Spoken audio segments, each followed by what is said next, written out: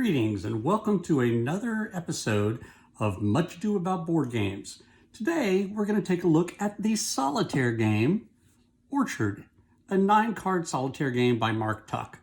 It is for ages 14 and up and it plays in about 10 minutes. So cute little box. Let's go ahead and open it up and see what is inside. Have a nice little Tuck box, Mark Tuck. Okay. Edit that out. Ooh, we have 2 little rotten apple tokens. So we have 2 little, they're fruits with worms in them. So we have some rotten apples. We have cards, dice, and an instruction booklet.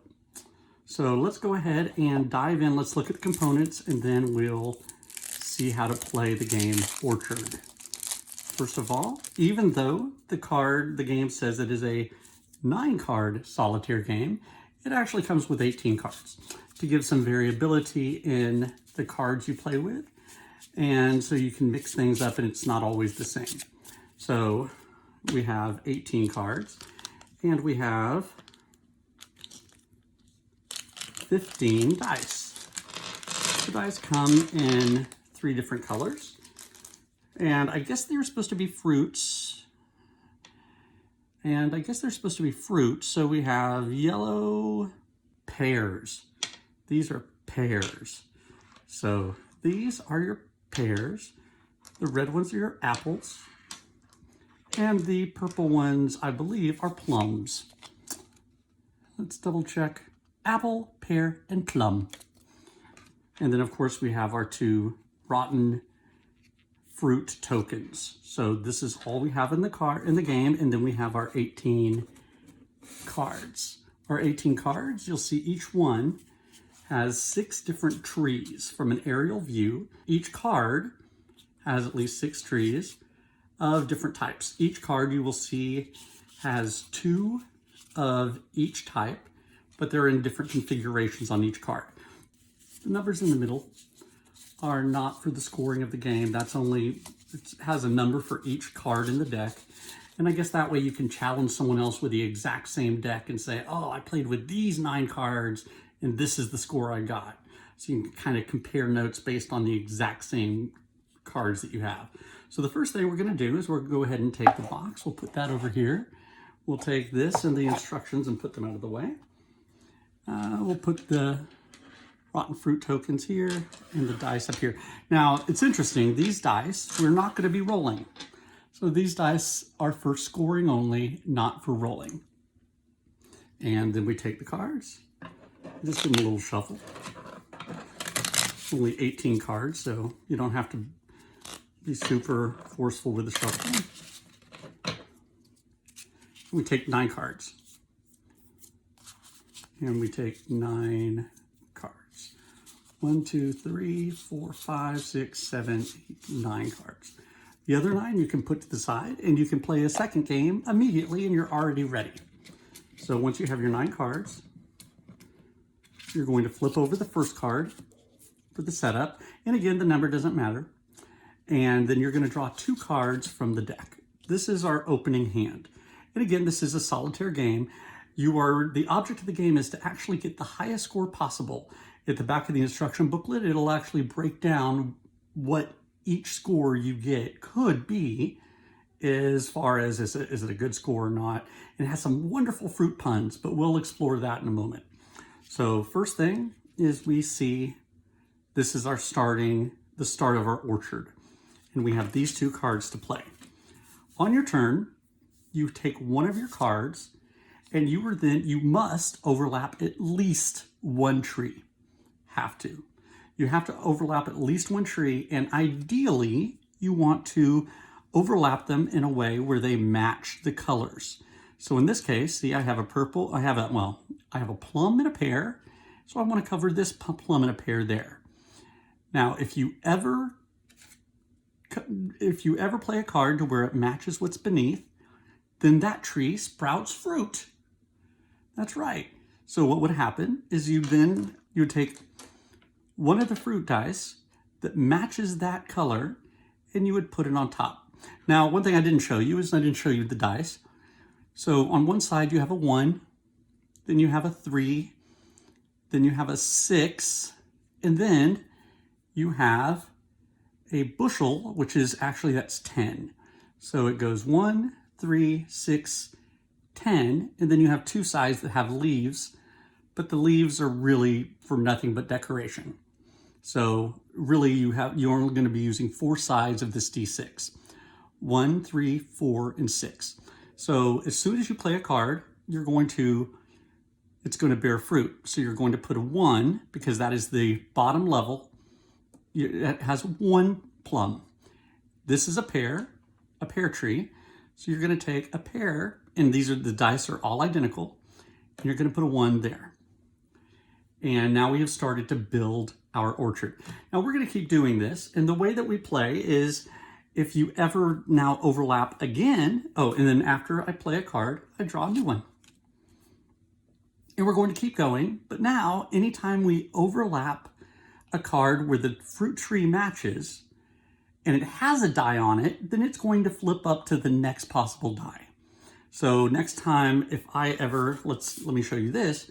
So if I overlap this pear tree and this apple tree, then this pear is now going to flip from a 1 to a 3. And this apple tree is now going to have a 1 on it. So my orchard is growing. Now, there could be a possibility, and then I draw a card as a replacement. Now, there could come a time when I might not be able to, or I might really want to bump up that 3, but it's not going to match every tree beneath. Now, I said you really need to try to do that, but you do have 2 rotten fruit tokens.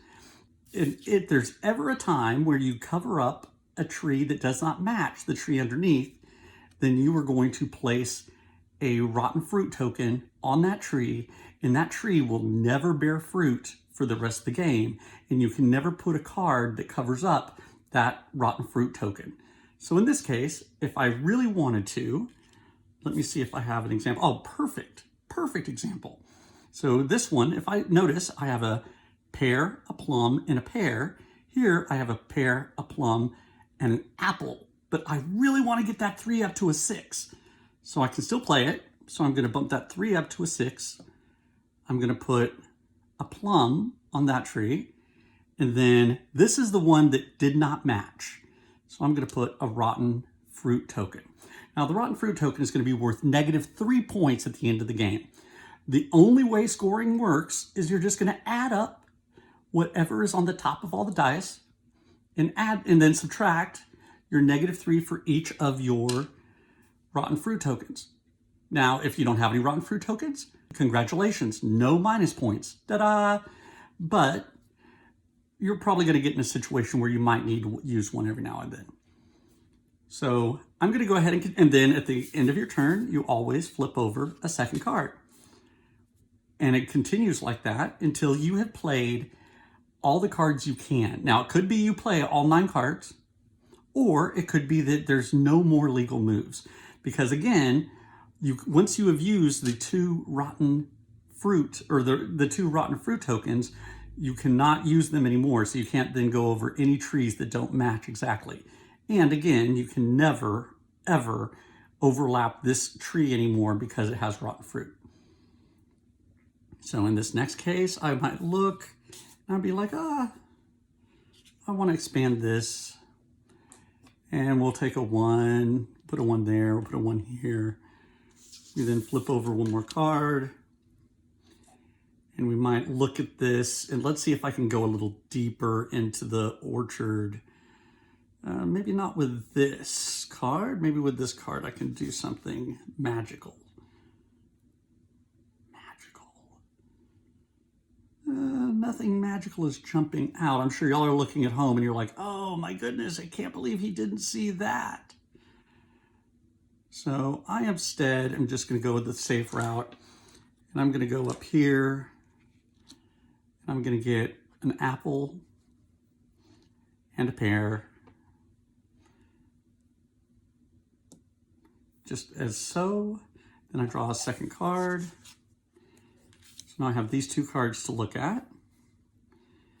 And let's see. Oh, okay.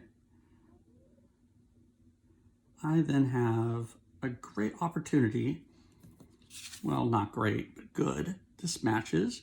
So this 1 is going to bump up to a 4. I mean, up to a 3. Sorry, it's 1, 3, 6, and 10. I'm going to get a plum and a plum. If I ever, again, have another tree and I don't have any dice to put on it, I can still play the card, but I'm just not going to get any fruit for it. So right now, if I ever overlap another plum tree on a new plum tree, then I'm not going to be able to play any dice for it. C'est la vie. So, la vie. So let's go ahead and see. We have 2 more cards left. And once again, when these 2 cards are played, the game is over. Or if there's ever a possibility where I cannot play another card, I still have another rotten fruit token, so that's not going to be the case. I can, however, oh, look at this. So first of all, so this overlaps. I have plum, apple, pear, and apple. And here it has plum, apple, pear, and apple. They all match. So this 1 goes up to a 4, or up to a 3. This 1 goes up to a 3. So that bumps up, and I get a 1 here. I get a 1 here, and I get a, let me double check. Yep, I get a 1 here. Yeah, nice little orchard. And then I have my last card. In my last card, even though I would like to do something magical, I don't think I'm going to be able to do anything super magical. I might just have to settle for regular magical. And I am going to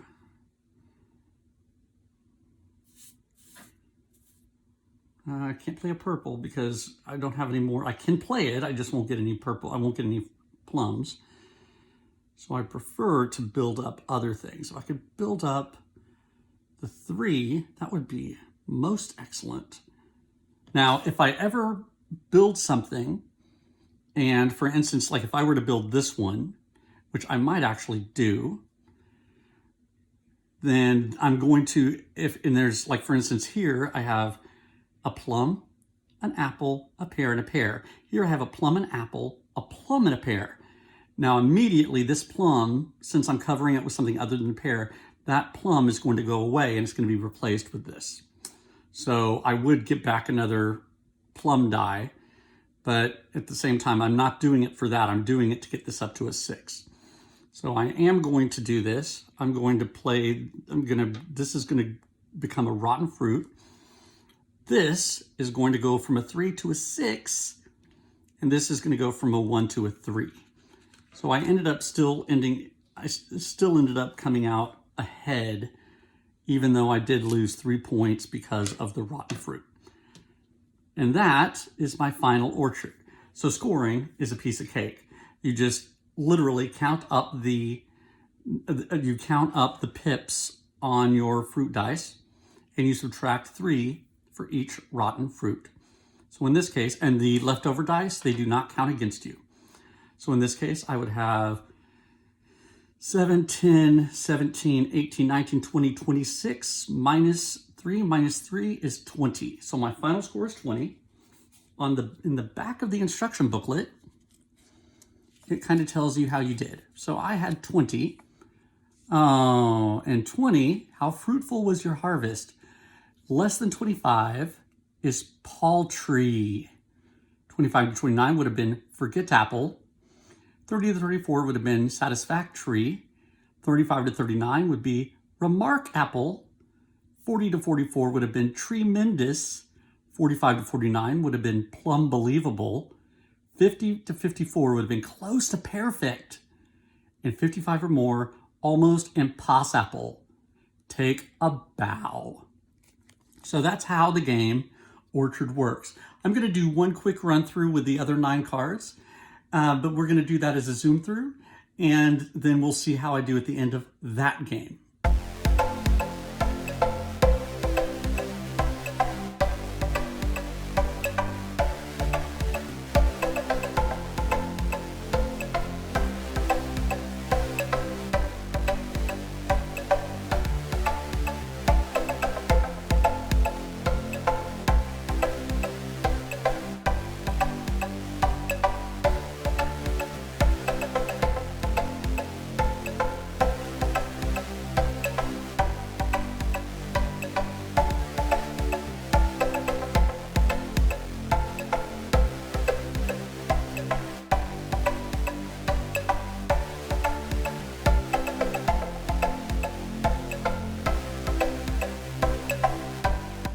Okay, so I am done playing all the 9 cards. So let's see how we did, or let's see how I did. And I don't think it's very good. I was able to use all my dice, which is excellent, but you don't get any bonus points for using all your dice. So we're just going to add up all the pips, and remember we lose 3 points apiece for each of the rotten fruit. So we have 3, 4, 5, 6, 7, 8, 9, 10, 11, 12, 13, 14, 15, 16, 17, 23, 26, 27, 30. Wow, that's not too bad. Minus 6. So we have 24, which is exactly how I did last time. And 24, as you remember, is less than 25, so it is paltry. It is a paltry score. So we'll try again later, but this is a wonderful little solo game. Very quick, very easy, and really a lot of thought you can put into this. So check it out. This is Orchard, a 9-card solitaire game by Mark Tuck. Thanks a lot, and we will see you next time on Much Ado About Board Games. Bye.